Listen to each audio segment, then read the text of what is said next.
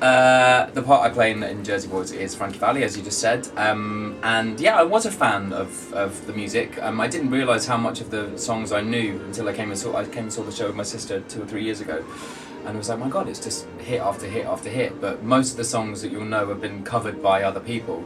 Like the Can't Take My Eyes Off You, I knew the Lauryn Hill version, not his version, although it was made famous by Andy Williams originally. So yeah, there's heaps of songs in there that you'll know. And yeah, that's the character I play. Yeah, for the first week of rehearsals, they took myself and Matt Wycliffe, who plays Bob Gaudio, over to New York to work with the original creative team over there, which was amazing. And yeah, I got to meet Bob Gaudio, which was really cool, and did a recording session with him in his recording studio in New York. And got to meet all the original directors and choreographers and stuff, and just get some pointers and tips and stuff. And saw the show on Broadway as well, which was amazing.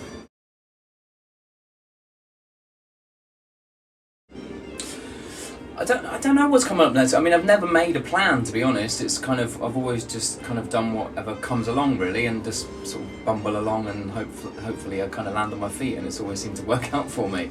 But theatre's always been a huge part of my life. I did it as a child before I went into S Club, and I studied at Sylvia Young Theatre School. So it's always been kind of what I wanted to do originally, anyway. But I don't know what's next. I have no idea. We've talked about it. We have, all 7 of us sat down, because there was so many rumours about it. We all kind of got in contact and said, should the 7 of us actually have a conversation about it rather than just listening to rumours? So we all got together and had a chat. And it turned out, that's something that we would all be up for if the situation was right. And then after we had that meeting, it was in the papers that we'd signed a 2-album deal and we were doing all these concerts and stuff, which isn't true at all. That hasn't happened. Unless you hear it come out of one of our mouths, it's not true. So it's still all very early days. We've all said that it'd be something that we'd like to do, but there are no definite plans or anything like that. I haven't seen any of them, actually. I know they're just about to head off to Australia, or they're there in Australia at the moment, or one of the two, which is pretty cool. Still flying the S Club flag. Yeah, no, I haven't seen any of it.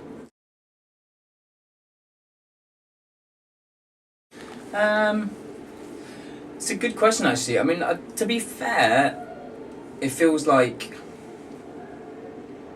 I'm not saying S Club in particular, but because we were aimed at sort of like, or that everyone could enjoy, but there was, a lot of younger kids could enjoy what we did as well. There doesn't seem to be really anything around at the moment for younger kids to enjoy. Everything's aimed at slightly older kids, like Rihanna and Katy Perry and stuff like that, which are the pop stars of the moment, but it's all quite, and I'm going to sound like a real old granddad now, but it's all quite sexual, do you know what I mean? It's all quite based on sex and stuff, and I wouldn't necessarily want my 5-year-old or 6-year-old or 7-year-old girl gyrating around to that whips and chains and God knows what, do you know what I mean? Whereas we were about reaching for the stars, and it was all cheesy bubblegum pop and stuff. So I think there definitely is a place for it, but there doesn't seem to be any real cheesy kind of pop group around at the moment. Everyone's kind of moved on and got a little bit older. I would love to work with Hannah. I absolutely adore that girl, and she's a fantastic actress. She's currently starring in One Man, Two Governors, and she's brilliant. If you get the chance to go down and see her, she's absolutely amazing. So yeah, I've always enjoyed working with Hannah. All the TV series and stuff that we did together, we always had such a laugh. Yeah, and I'd love to work with her again.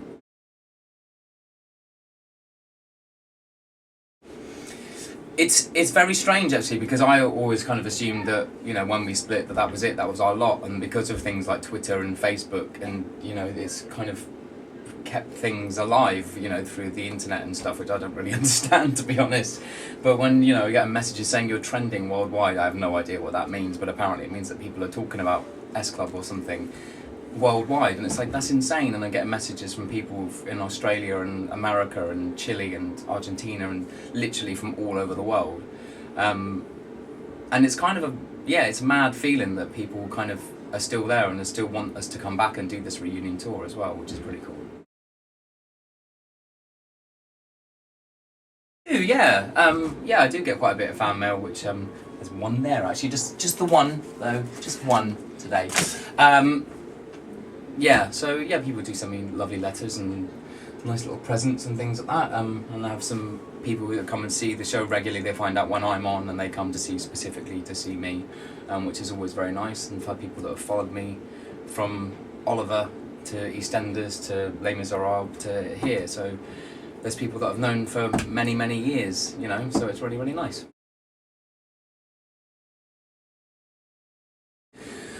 It wasn't a particularly horrible present, it was the way that she gave it to me. So this girl once gave me all these, I used to wear loads of bracelets and I just got bored in the end, so I had them tattooed on. So she used to buy me all these different, you know, this one means relationship, this one means friendship, all different colours. And she gave me one once, and it was a red one, and I said, oh, what does that one mean? She said, it means sex, and she licked my face. That, yeah, I didn't take any more off her after that. That was a bit too much. So I like my personal space. I don't mind giving hugs and things, but licking my face, that's a bit much. Do you know what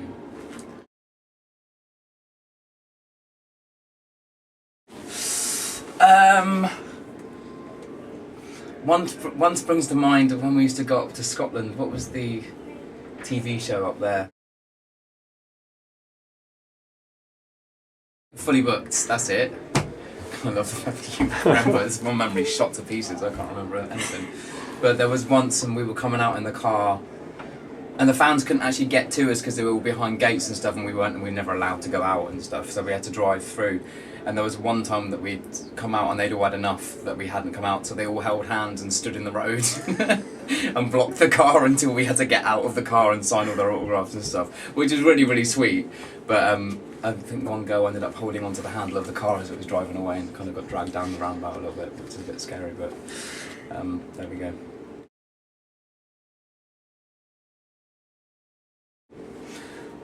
Whatever we were doing at the time, to be honest, like if we were just doing the TV series, that was 3 months of the year doing that, and that was brilliant. If we were recording an album, that was a month of the year, and that was brilliant. If we were doing a tour, that was a month. You know, everything had its own little time slot, and that's kind of why it finished in the end, because it became so very repetitive and very monotonous for us. It was just like TV show, album, gigs, TV show, album, gigs, and we were like, God, can we really do this again? But whilst we were doing each thing, it was great. I loved doing the TV show. I think that was probably my favourite thing out of everything. I don't think I'd ever do anything like Celebrity Big Brother.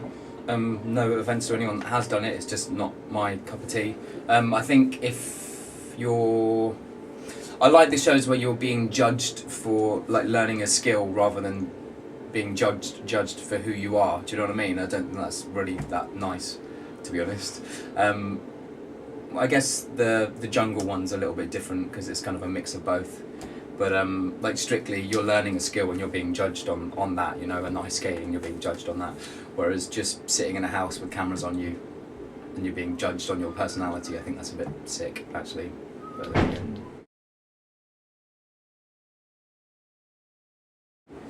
I thought it was just going to be me and my boyfriend and we were going to go out for a meal because I didn't want to do anything because I'm miserable. And then when we got into town and went to the restaurant, he'd invited lots of my friends and a couple of my family and stuff as well, so it was kind of like a little surprise dinner party, which was really, really lovely. And drank far too much and ended up going to a club until 4 or 5 o'clock in the morning, which I haven't done since I was about 10. So yeah, I suffered a bit the next day, but it was brilliant. I had a really, really good time. It was great. I'm probably like one of the dullest people I know. Yeah, I guess on paper it does sound quite interesting, but I'm really not. I'm really not very interesting at all. I've just happened to have some pretty cool experiences in my life.